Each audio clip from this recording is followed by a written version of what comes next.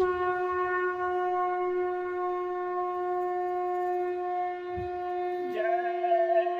गुरुदेव। जय गुरुदेव।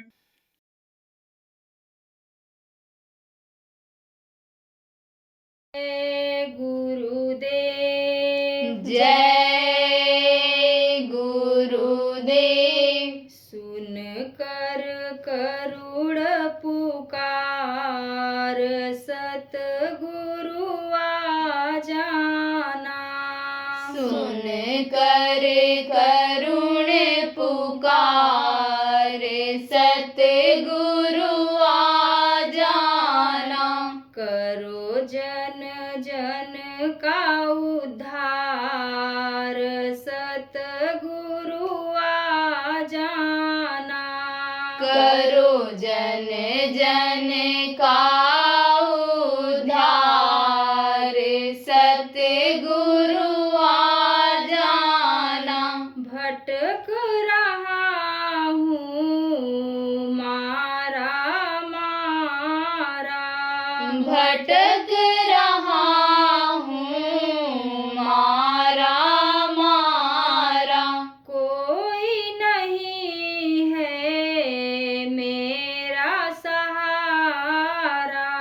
कोई नहीं है मेरा सहारा।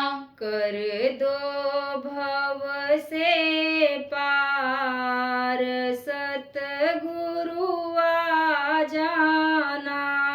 कर दो भव से पार सतगुरु आ जाना।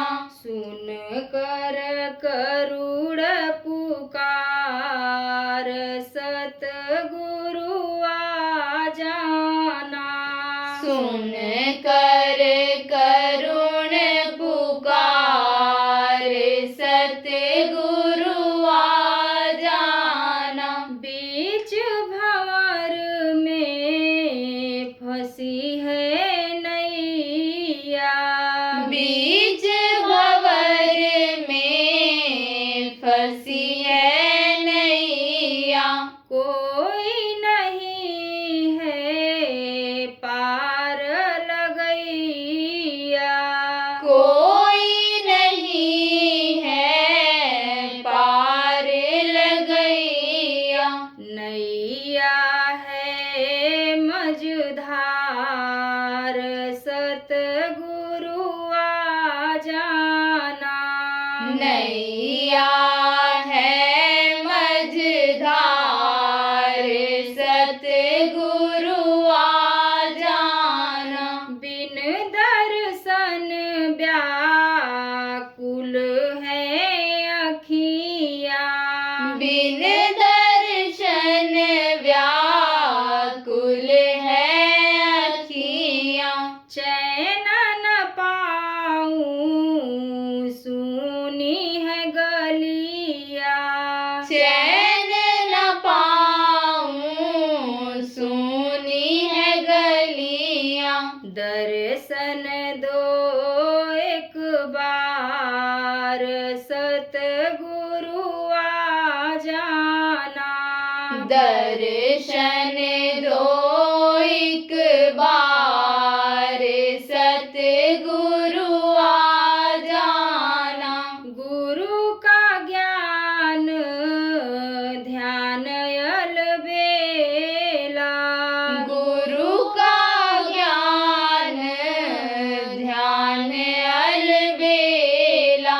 आई सुहानी अनुपम बेला। आई सुहानी अनुपम बेला। जग के पालनहार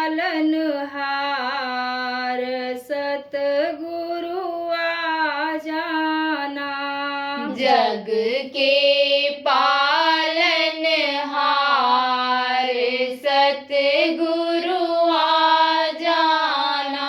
दास अनुदास शरण में तेरी। दास अनुदास शरण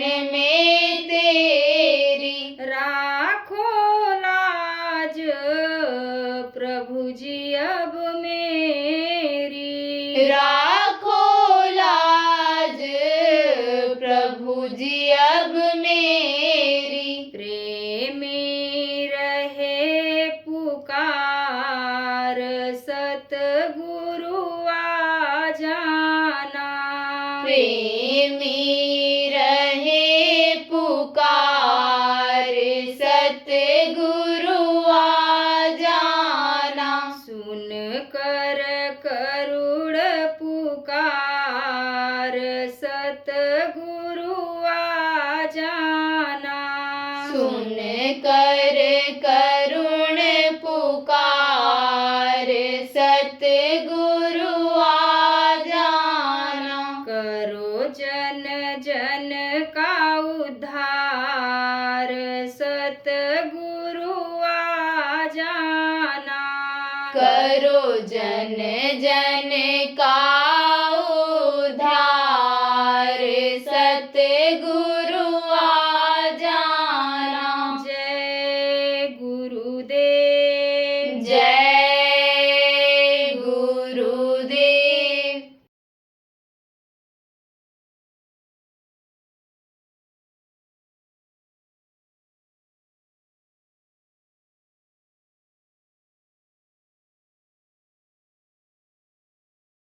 ये जो मनुष्य शरीर है इसको भी चुनरी बताया गया। होली के समय में देखो गाया जाता है पचरंगी पिया की चुनरिया। पिया की, पिया किसको कहते हैं? पति किसको कहते हैं? परमेश्वर को। असली पिता असली पति तो वही है। ये तो जो कुछ समय के लिए पति मिलते हैं ये साथ छोड़ देते हैं, लेकिन वो जब मिल जाते हैं कभी भी साथ नहीं छोड़ते हैं। हमेशा वो समझो साथ रहते हैं जब तक मनुष्य शरीर में रहती है जीवात्मा, और उसके बाद फिर वहाँ जब बुला लेते हैं तब वहाँ से फिर नहीं छोड़ते, इधर नहीं आने देते हैं। तो असली पति तो वही। तो का पचरंग पिया की चुनरिया, पिया ने ये जो चुनरी रंगी है यानी किससे रंगी है? 5 तत्वों से रंगा हुआ ये शरीर है। ये 5 तत्वों से निर्मित है। निर्मित माने बना हुआ है। कौन कौन तत्व हैं? ये जल तत्व है, पृथ्वी तत्व है, अग्नि है, और वायु ये यानी हवा है, और ये आकाश है। आप समझो ये सब दिखाई पड़ते हैं। अब आप समझो कुछ तो ज़्यादा सूक्ष्म है और कुछ जो है भारी है, मोटे हैं, तो ये सब दिखाई पड़ते हैं। जैसे ये धरती दिखाई पड़ती है, तो ये सब जितने पांचों हैं, ये 5 रंग क्या हैं? बैगनी आँख की नाला जिसको कहा गया, बैगनी, बैगन हल्का नीला होता है, बैगनी, आसमानी, आसमान, बैगनी आसमानी आँख, और नीला यानी पीला समझो, और सब सुर्ख, लाल, सफ़ेद। तो पानी क्या होता है? सफ़ेद होता है। धरती इसका रंग क्या होता है? पीला होता है, पीलापन होता है। काली धरती भी कहीं जाए लेकिन पीलापन उसको नहीं छोड़ती है। ये देखो इधर की मिट्टी काली है, पता कब चलता है कि जब बारिश होती है, भीगती है, तब पता चलता है। और ऐसे देखो दूसरे रंग में रहती है। तो ये सब रंग है इसका। आसमानी रंग है, हवा है, हवा में नीलापन है। आप समझो आग है, आग से ये शरीर बना है, तो आग देखो क्या है? लाल है। तो 5 रंग से ये शरीर निर्मित है। इसलिए इसको पचरंगी पिया कहा गया। पचरंगी पिया की चुनरिया। पिया किसको कहा गया? जिसने ये बनाया, जिसने ये दिया, निर्मित किया, कहा यह पचरंगी पिया की चुनरिया। ये अपनी नहीं है। हानि ये चुनरी जो ये बनी है, मनुष्य शरीर जो बना है चुनरी ओढ़ करके, जो ये समझो जीवात्मा आई है। जीवात्मा के ऊपर ही तो यह है। ये स्थूल शरीर जिसको कहा गया, ये ओढ़े हुए है इसको। 5 तत्वों की ये 5 तत्वों का ये शरीर ये ओढ़े हुए है। ये जल, पृथ्वी, अग्नि, वायु और आकाश का। इसके अंदर देखो आप समझो लिंग शरीर है, फिर सूक्ष्म शरीर है, फिर कारण शरीर है। कारण शरीर भी 5 तत्वों का है, लेकिन वो रूप, रस, स्पर्श, गंध और शब्द इन 5 तत्वों का है। ये जल, पृथ्वी, अग्नि, वायु और आकाश 5 तत्वों का है। तो ये क्या है? चुनरी है। ये ओढ़े हुए है जीवात्मा, ये शरीर के ऊपर है, जीवात्मा के ऊपर ये शरीर है, जीवात्मा कहाँ है? अंदर है, और इसको ये चारों तरफ से उसको एक तरह से घेरे हुए है। तो ये 5 रंगों की ये चुनरी है। ये किसकी है? जिसने इसको निर्मित किया है, बनाया है, जिनको काल भगवान कहा गया, ईश्वर कहा गया, उन्होंने ये बनाया है। अब यह उनकी है, पचरंगी पिया की चुनरिया। आपको उसने कुछ समय के लिए दिया है कि इससे अपना काम कर लो, कुछ समय के लिए आपको मिला है, जब चाहेंगे तब वो इसको खाली करा लें, चुनरी यहीं पड़ी रह जाएगी, और ये चुनरी के अंदर जो जीवात्मा है वो ऊपर चली जाएगी। तो ये चुनरी है, पिया की है, उनकी है। वो दिए तो हैं, दया तो किया है उन्होंने देने का, लेकिन जब चाहेंगे तब इसको खाली करा लेंगे। इस पर अपना कोई अधिकार नहीं है। ये आपका शरीर यानी इस हिसाब से नहीं है कि जब तक आप चाहो जियो, जब उनकी इच्छा होगी खाली कराएंगे। इसीलिए तो उनको काल कहा गया। दया भी किया उन्होंने, दयाल भी हैं, लेकिन उसी तरह से दया किया उन्होंने कि जैसे देखो बकरा लोग पाले, अब ये जब ईद आएगी, बकरी लाएंगे, तब उसी को काट देंगे। सोचो आप, कैसा नियम बना लिया लोगों ने अपने मन से। जिनके मुरीद हैं लोग, जिनको मानते हैं, जिनको पीर पैगंबर मानते हैं, भगवान की तरह से उनको मानते हैं, ऐसे हुजूर मोहम्मद साहब ने भी कहा कि यानी इन पर तुम दया करो और रूहों पर तुम दया करो। लेकिन अब देखो ऐसा बना लिया लोगों ने कि समझो उसको काट देते हैं, मार देते हैं। 30 दिन तो रोजा रहते हैं, किस लिए रहते हैं? कि सफाई हो इसकी, किसकी? इस जिस्मानी मस्जिद की, इसके अंदर गंदी चीज़ कोई न जाने पावे, ये चुनरी साफ हो जाए, और समझो कि ये अरे इसके लायक, इबादत के लायक हो जाए, लेकिन फिर गंदा कर लेते हैं, गंदा कर लेते हैं। कोई पूरा फकीर मिलता नहीं है, फकीरों की कदम पोशी करते नहीं हैं, उनके बताए रास्ते पर चलते नहीं हैं, तो बेचारे भटक जाते हैं।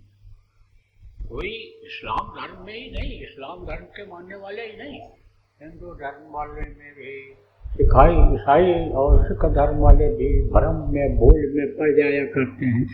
जब तक कोई जानकार नहीं मिलता है, समझाता नहीं है, जानकार के पास जाते नहीं हैं, जानकार के बताए रास्ते पर चलते नहीं हैं, मार्ग को अपनाते नहीं है, तो बेचारे भटक जाते हैं, और न चाहते हुए फिर वो इसको खाली करा लेता है मनुष्य शरीर को।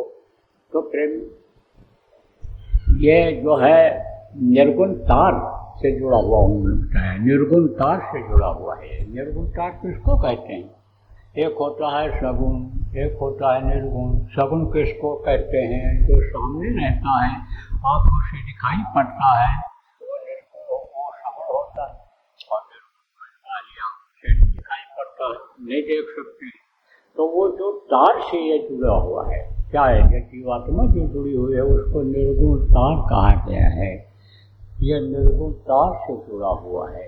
अब चतुर्सखी कोई, जिसको कहा गया चतुर्सखी कोई, समझो कि इसको संभाल करके रखते। चतुर्सखी कोई चतुर्सखी जो होता है, चतुर्सखी किसको बताया गया? जो ये जीवात्मा है, ये जब जान जाती है, कैसे किसी को बता दिया गया कि भाई देखो होशियार रहना इनसे। अब वो उनसे होशियार हो गया। अब वो अगर कोई बात के लिए कुछ कहेगा तो होशियारी से बात करेगा, तो वो कहेगा देखो ये तो भाई चतुर हो गए। पिछली बार तो देखो हम इनको ठग कर लेकर चले गए थे, पिछली बार तो हमने इनको धोखा दे करके ले लिया था, लेकिन अब तो ये बड़े चतुर हो गए। ऐसे ही समझो कि जो चतुर होते हैं, होशियार हो जाते हैं, वो इसको धोते हैं, सफाई से रखते हैं। और नहीं तो मैली कीनी फुलहरिया, मैला किसको कहते हैं? गंदगी को कहते हैं। तो इसको गंदा कर लेते हैं। फुहरिया किसको कहा गया? फुहर की उसको कहा गया कि जैसे जो है भोजन बनाना नहीं सीख पाई बच्ची नहीं सीख पाई, आप समझो सफाई नहीं सीख पाई, कोई तौर तरीका नहीं सीख पाई गृहस्थ आश्रम में रहने का, पति के साथ व्यवहार नहीं सीख पाई, सास ससुर के साथ का सम्मान नहीं सीख पाई, तो वो फुहरिया उसको कहा गया है। तो जो नहीं समझ पाते हैं, नहीं सीख पाते हैं, ये समझ नहीं पाते हैं कि मनुष्य शरीर किस लिए मिला है, तो आप पे समझो कि वो एक तरह से फुहरिया जैसा रहते हैं। तो कहा कि चतुर सखी यानी कोई मलमल हो गए, यानी जो चतुर हो जाते हैं, समझ जाते हैं, वो इसको साफ रखते हैं, मैल को धोते रहते हैं। तो गंदगी तो आती है। कपड़ा पहन करके आप निकलते हो घर से, धूल गर्द जब पड़ता है, गाड़ियों का धुआं लगता है, तब ये गंदा कपड़ा हो ही जाता है। तो गंदा कपड़ा हो जाता है, उसको धो लेते हो, ऐसे ही अंतरात्मा भी धोई जाती है। शरीर गंदा हो जाता है, पसीना अंदर से निकला, धूल गर्द उसके ऊपर पड़ा तो मैल जमा हो जाती है। तो इसकी आप सफाई कर लेते हो, धो डालते हो इसको। इसी तरह से अंदर में गंदगी जमा हो जाती है। कैसे जमा होती है? कहीं मुँह से झूठ निकल गया, कहीं दिमाग में मन में बेईमानी आ गई, कहीं बेईमानी कर भी लिया, कहीं किसी बहन बहू बेटी के ऊपर गलत नज़र चली गई, कहीं किसी को धोखा देने वाली बात आ गई, तो यह सब गंदगी आ जाती है। अब ये गंदगी अगर साफ नहीं होगी तो ये चुनरी यानी समझो कि मैली की मैली रह जाएगी, और गंदी चादर ओढ़ कर कैसे जा पाओगे वहाँ? उस प्रभु के पास, प्रीतम के पास कैसे पहुँच पाओगे? जैसे कोई औरत हो एकदम मैली कुचैली रहे, बदबूदार कपड़ा पहन करके पति के पास जाए तो पति पसंद करेगा? कभी नहीं। पहले तो कहेगा नहाओ धो कपड़ा बदलो, फिर मेरे पास आओ, फिर मेरे पास उठने बैठने के लायक आप बन पाओगी, ऐसा बोलेगा। ऐसे ही जब तक गंदगी नहीं साफ होगी तब तक उस प्रभु के पास पहुंच नहीं सकते हो। जिसलिए यह मनुष्य शरीर आपको मिला, जो प्रेमियों आपको युक्ति उपाय मिला उस प्रभु के पास पहुंचने का, उस युक्ति उपाय से आप वहां पहुंच नहीं सकते हो। नाम की कमाई करने से यानी आप पहुंच सकते हो, और नाम यानी तभी याद आएगा कि जब गंदगी हटेगी, और नहीं तो मन गंदा रहेगा। तो मन जब ये गंदा रहेगा, मन गंदगी में लगा रहेगा, तो समझो कि मन उधर लगेगा नहीं, वो याद आएगा नहीं। माला भले हाथ में फेरते रहो, आँख बंद किए भले बैठे रहो, कान में उंगली लगाए भले बैठे रहो, लेकिन मन रुकेगा नहीं, क्योंकि ये मन गंदा है, मन मैला हो गया, विकारों से घिर गया। तो इसकी सफाई जब तक नहीं होगी तब तक समझो कि यानी गंदी चादर में ही रह जाओगे, गंदी चुनरी में ही रह जाओगे, और वो पहुंच नहीं पाओगे। वो पहुँचने की भी कोशिश करोगे, पहुंच नहीं पाओगे। पहुँचोगे भी तो स्वीकार नहीं करेगा, फिर लौटा देगा, दरवाजे से ही लौटा देगा। जैसे आपके घर में कोई बहुत कपड़ा मैला गंदा कुचैला पहन करके जाए, या आप समझो कि वो गंदा शरीर वाला जाए तो अंदर घुसने नहीं दोगे, ऐसे दरवाजे से ही बाहर कर दिए जाते, कर दिए गए, और वो नहीं किया तो गंदगी साफ नहीं हुई। कहा गुरु बिन मैलो मन को धोई। गंदगी साफ करने की युक्ति तो उनके पास होती है, मन को साफ करने की युक्ति तो उनके पास होती है। मैला मन रहेगा, मैला तन रहेगा तो स्वीकार नहीं होगा। जैसे मंदिर में जाए कोई गंदा कपड़ा पहन करके, गंदा शरीर ले करके, उसमें प्रवेश नहीं मिलता है, ऐसे वहाँ भी तो तन गंदा मन गंदा, तो दोनों गंदा रहेगा तो बात नहीं बनेगी। तो मन मुख्य चीज़ है, मन की सफाई मुख्य है। तो मन गुरु बिन मैलो मन को धोई। गुरु के बगैर मन को कोई साफ नहीं कर सकता है, धो नहीं सकता है। तो गुरु किया ही नहीं, किसने नहीं किया? सुखदेव ने। वेद व्यास के लड़के थे तो साधना तो करते थे, ध्यान तो लगाते थे, ये सूरत निकलती थी, जीवात्मा निकलती थी, इस पंच भौतिक शरीर से बाहर जाती थी, पिंड से बाहर, पिंडलोक से बाहर जाती थी, अंडलोक में पहुंचती थी। तो आपके समझो ब्रह्मांड लोक में जब पहुंचती थी तो लौटा दिए जाते थे, अंदर प्रवेश नहीं पाते। तुम निगुराओ, तुम जाओ और साफ कराओ, अंदर जाने के लायक और बनो, गुरु से बुलाओ, तब तुम अंदर जा सकते हो। तो प्रेमियों, गुरु बिन मैलो मन को धोई, बगैर गुरु के मन को समर्थ गुरु से और कोई धो नहीं सकता, साफ नहीं कर सकता है। तो कहा गया ना, कुर धोबी शिष्य का पड़ा और साबुन सृजनहार और सूरत शिला पर धोइए निकसे रंग अपार। गुरु को धोबी बताया गया है। कौन सा धोबी? कपड़ा धोने वाला धोबी? कपड़ा धोने वाला धोबी नहीं।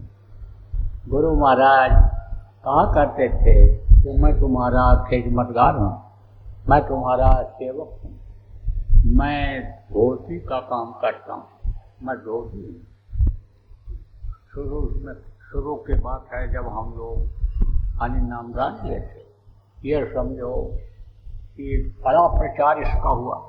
जब पढ़ाई करते थे हम लोग, उस समय पर ही ये सुनने में आता था कि बाबा जी धोबी हैं, बाबा जी धोबी हैं, बाबा जी धोबी हैं, बाबा जी गुरु धोबी हैं, जाट के धोबी हैं, ब्राह्मण लोग उनसे कैसे दीक्षा लेंगे, मंत्र देंगे। मैं ही नामदान लेकर के आया तो हमारे ही कुल खानदान के लोग कहने लगे भ्रष्ट हो गया, धोबी का चेला बन गया, कोई इनको ब्राह्मण नहीं मिला, ये तो ब्राह्मण कहाँ रह गया, ये तो धोबी का चेला हो गया। बोले भाई तुम कुल गुरु से तो नहीं यानी मंत्र लेते हो, जब तुमको गुरुमुख ही बनना है, मंत्र ही लेना है, तो तुम धोबी के चेला क्यों बन गए? फिर कहें चलो उनसे भी कान पकवा लो, फिर उनसे भी तुम जो वो बताते हैं वो तुम करने लग जाओ। तो अब हमारे समझ में तो आ गया था, क्या गया कि कन फूका गुरु और का और बेहद का गुरु और बेहद का गुरु जब मिले तो लगे ठिकाना ठोर। समझ में आ गया कान फूकने वाले गुरु से कुछ नहीं काम बनने वाला है, कंठी बांधने वाले गुरु से कोई काम नहीं बनना है, छाप लगाने वाले गुरु से कोई काम नहीं बनना है। गुरु कर तो पूरा करना, गुरु करना तो पूरा करना। तो जब समझ गया मैं कि गुरु महाराज हमारे पूरा, और गुरु महाराज का जब इस तरह प्रचार हुआ, प्रेमियों ने बताया कि आपको तो लोग बदनाम कर रहे हैं, ब्राह्मण लोग, क्षत्रिय लोग, जो सवर्ण जाति के लोग हैं वो तो कह रहे हैं धोती के चेला नहीं बने। तब गुरु महाराज ने ही कहा था मैं जाति का धोबी नहीं हूँ, जाति का धोबी नहीं, कपड़ा धोने वाला जाति का धोबी नहीं, मन चित्त बुद्धि अंतःकरण का धोने वाला धोबी हूँ। मैं अंदर की सफाई करता हूँ। तो जब ऐसे मिल जाते हैं धोबी, तब समझो कि अंतरात्मा की सफाई होती है। जब हुजरा साफ होता है, हुजरा किसको कहा गया है? जहाँ कहते हो दिल है, दिल का हुजरा साफ कर, जाना के आने के लिए, ख्याल गैरों का हटा उसको बिछाने के लिए। फकीरों में भी अच्छे अच्छे फकीर हुए हैं, पूरे फकीर हुए हैं, उन्होंने इस तरह से समझाया है। तो हुजरा कौन साफ करता है? गुरु साफ करते हैं। अब गुरु ऐसे हाथ से जैसे आप कपड़ा साफ करते हो, शरीर साफ करते हो, ऐसे साफ नहीं करते। देखो बच्चे को सिखाया जाता है, क्या सिखाया जाता है? यानी नहाने के लिए, ऐसे नहाने के लिए सिखाते हैं, फिर ऐसे मलो, इस तरह करो, ऐसे पानी डालो, सफाई करो। अब बच्चा नहीं सीख पाता है तो वो सफाई करता है कौन? जो बाप होता है, जो बड़ा होता है घर में, गार्जियन होता है, अभिभावक जिसको कहते हैं वो होता है, तो वो सफाई करना पहले उसी से सिखाता है। ऐसे प्रेमियों, गुरु तो सृजनहार हैं, गुरु तो यहाँ भी मददगार हैं इस दुनिया में, और शरीर छूटने के बाद भी मददगार होते हैं। गुरु महाराज ने चैलेंज से कहा जय गुरुदेव नाम मैंने तुम्हारे लिए जगह करके छोड़ दिया है, मरते समय तुम जय गुरुदेव नाम बोलोगे तो मैं तुमको मिलूंगा। मिलते हैं, अब भी मिलते हैं, शरीर छोड़कर तो चले गए, लेकिन अब भी मिलते हैं। वो उसी रूप में मिलते हैं जिस रूप में शरीर में थे। उस रूप में अगर न मिले तो पहचान ही न कोई कर पावे। तो बराबर ऊपर के लोगों में भी उसी तरह से मिलते हुए मदद करते हुए जीवात्मा को खींच करके ले जाते हैं। खींचे तुरंत गुरु बलवान, जो बलवान गुरु होते हैं, निकाल करके ले जाते हैं, मालिक के गोद में बिठा देते हैं, के पास पहुंचा देते हैं। तो गुरु महाराज यानी समझो कि अंतरात्मा को धोए बहुत से लोग, और धो करके उनको निज घर पहुंचा दिया, प्रभु के पास पहुंचा दिया। और देखो प्रेमियों, हमको आपको नाम दे करके इस नाम से धुलाई होगी, इस जड़ी से धुलाई होगी।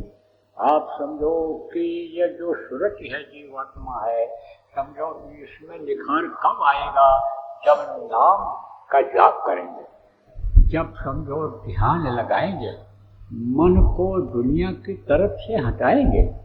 क्योंकि मन ये लग गया, दुनिया की तरफ लग गया, इधर इसका ध्यान हो गया, इसका घाट इधर हो गया, इधर का हो गया, नीचे उतरने का घाट हो गया है। तो जीवात्मा के साथ ही जहाँ जीवात्मा बैठी हुई है उसी जगह पर मन अन्य शब्द उसके साथ लगा हुआ है, लेकिन उसका ध्यान इधर हो गया, इंद्रियों के घाट की तरफ हो गया।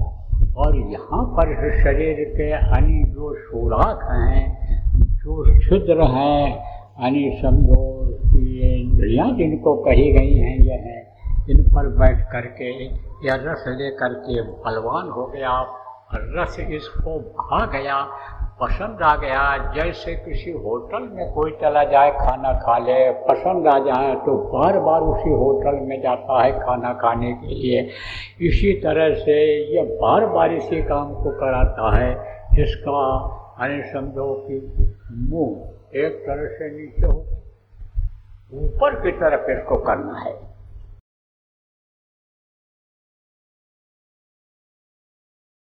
हिंदी तिथि के अनुसार भंडारा अपने लोग करते हैं, जानते हो। गुरु महाराज भी हिंदी तिथि से ही भंडारा अपने गुरु महाराज का करते थे। तो गुरु महाराज का भंडारे की तिथि आ रही है अगले महीने में, अगले यानी मई के बाद जो जून आएगा, उसमें 2, 3 और 4 जून को कार्यक्रम भंडारे का उज्जैन में होगा। तो उसकी करो आप सब लोग तैयारी, और आप भी आओ, कोशिश करो परिवार वालों को भी लाने के लिए, रिश्तेदारों को भी, हित मित्रों को भी लाने की कोशिश करो। क्योंकि उस वक्त पर गुरु की दया बरसती है। गुरु की दया लेने के लिए सब लोग आएंगे तो दया के पात्र बन जाएंगे, दया के घाट पर बैठ जाएंगे, तो दया तो मिलेगी नहीं। इसलिए तैयारी करो, कोशिश यह करो कि अपने हाथ से ले करके ही गुरु महाराज के भंडारे का प्रसाद स्वयं खाएं। और जो भी बच्चे घर की रखवाली के लिए रह जाएं, यहाँ उनके लिए भी ले आवें। आप जो नए लोग आए हो, आपको निमंत्रण देता हूँ, आप लोग आइए वहाँ पर गुरु महाराज के भंडारे में, आप निमंत्रण स्वीकार करिए, पधारिए। कुछ लोग वहाँ पहुँच जाओ पहले से, व्यवस्था के लिए, इंतजाम के लिए, कैंप लगाने के लिए अपने, कि जो लोग बाद में आवें उनको पानी पाखाना खाना की कोई दिक्कत ना हो। इसलिए आप वहाँ पहले पहुँच करके इंतजाम देख लो। जय गुरुदेव। सरकारी व गैर सरकारी अनुदान के लिए बिना सत्संगियों के सहयोग द्वारा जनहित के कार्यों में लगी हुई बाबा जय गुरुदेव धर्म विकास संस्था का मुख्यालय पिंगलेश्वर रेलवे स्टेशन के सामने मक्सी रोड, उज्जैन, मध्य प्रदेश में है। यहाँ पर सत्संग व नामदान का कार्यक्रम होता रहता है। अतः आप श्रोताओं से अनुरोध है कि बाबा उमाकांत जी महाराज के आश्रम उज्जैन एक बार परिवार सहित जरूर पधारिएगा। आपके सुझाव के लिए व्हाट्सएप नंबर 9575600700। जय गुरुदेव।